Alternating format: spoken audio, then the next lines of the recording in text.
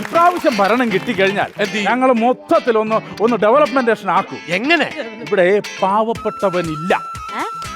പാവപ്പെട്ട അതെങ്ങനെ മാറ്റും? പാവപ്പെട്ടവനെ ഞങ്ങൾ പാവപ്പെട്ടവന്റെ എല്ലാവരുടെയും പേര് മാറ്റിട്ട് പണക്കാരന് നാക്കും.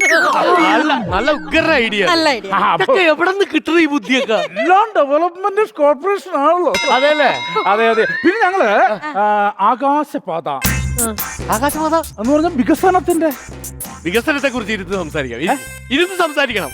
അല്ല വേണ്ട, സംസാരിക്കണം. വേണ്ട പറഞ്ഞോ. അല്ല, നമ്മള് പ്ലാനിങ് ആയി വരുന്നതേ ഉള്ളൂ. അല്ല, എല്ലാം പ്ലാനിങ്ങേ ഉണ്ടാവുള്ളൂ, പ്രാവർത്തികമാക്കൂലെന്ന് നമുക്കറിയാം. ഇത്രയേ ഉള്ളൂ. അല്ല, നമുക്ക് ആദ്യം ഒരു ചായ കുടിച്ചിട്ട് സംസാരിക്കാം. വേണ്ട, ചായ വേണ്ടേ? അല്ല, പഞ്ചസാര വേണ്ട. ഇനി ഒരു ചായ എടുക്ക്. പിന്നെ കട്ട മതി. തീർന്നു. എന്നാ വെള്ളമെങ്കിലും കൊടുക്കാൻ വേണ്ട, വെള്ളം കുടിച്ചു. ഇടക്ക് വെള്ളം കുടിക്കണം നല്ലതാണ്. കാരണം കഴിഞ്ഞ 5 വർഷമായിട്ട് നമ്മളെ വെള്ളം കുടിപ്പിച്ചോണ്ടിരിക്കുകയാണല്ലോ.